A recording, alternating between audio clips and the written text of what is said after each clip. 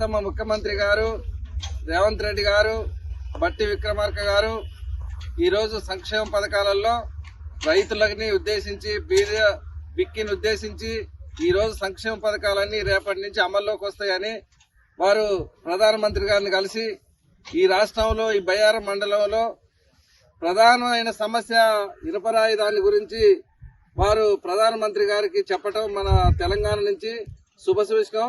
ఇక్కడ ప్రజలంతా హర్షిస్తున్నారు.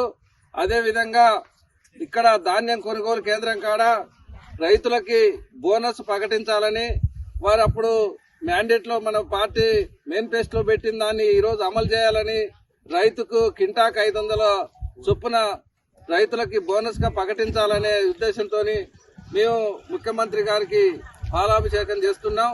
ఇట్నే గవర్నమెంట్ పెట్టిన పథకాలన్నీ బస్సు అయితేంది, గృహలక్ష్మి అయితేంది, మహిళలకి ఇంటికి 2500 అయితేంది, అన్నిటినీ గ్యాస్ ఇవన్నీ సబ్సిడీ అన్ని కొనసాగించాలనేది రేవంత్ రెడ్డి గారికి మేము కాంగ్రెస్ పార్టీ తరఫున వారికి శుభాకాంక్షలు తెలియజేస్తున్నాం. దీన్ని ఉద్దేశించి మన మాజీ ఎంపీపీ గారు కిషన్ నాయక్ గారిని దీన్ని ఉద్దేశించి ప్రసంగించాల్సిందిగా కోరుతున్నాం.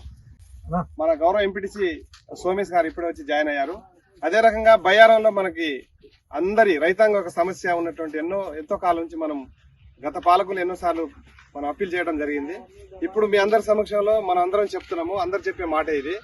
ఖచ్చితంగా కూడా బయ్యారం పెద్ద చెరువు కాలువ చెరువు దగ్గర నుంచి చివరి పాలకం బంజార్ తండ పాలకం వరకు ఖచ్చితంగా సిమెంట్ వర్క్ చేసే కార్యక్రమాన్ని మనము మన భారీ నీటిపారుదల శాఖ మంత్రి ద్వారా ముఖ్యమంత్రి గారికి, ఉప ముఖ్యమంత్రి గారికి ఈ అంశాన్ని ఖచ్చితంగా మనమందరం మాట్లాడదాం. నేను కూడా దీంట్లో పూర్తిగా చొరవ తీసుకొని మండలంలో ఉన్నటువంటి ముఖ్య నాయకులందరితో మాట్లాడి అందరిని తీసుకుని వెళ్ళేసి ఈ చెరువు కాలువ యొక్క సిమెంట్ పనిని చేయించడానికి ఖచ్చితంగా 1 సంవత్సరం లోపు చేయిస్తామని చెప్పేసి ఈ సందర్భంగా తెలియజేస్తున్నాము.